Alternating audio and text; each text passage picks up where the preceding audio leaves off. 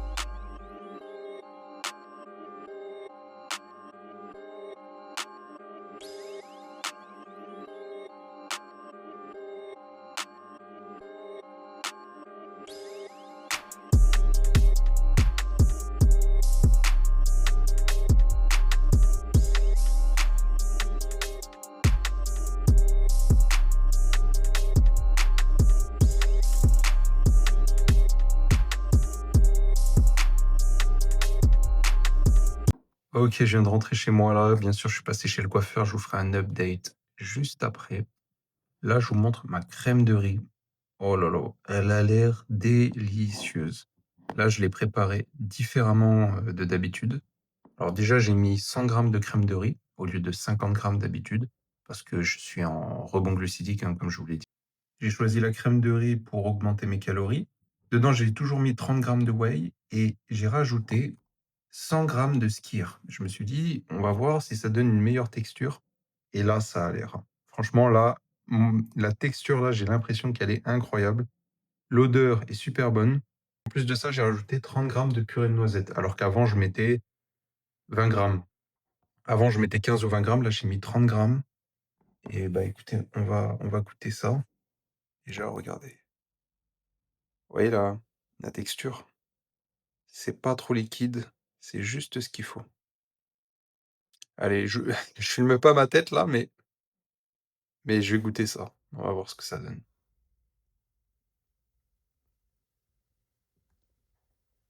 OK. OK, c'est une dinguerie. Ah ouais. Ah ouais, ouais, ouais. Alors franchement, là, c'est super bon. On sent pas le goût du ski, hein, ni rien.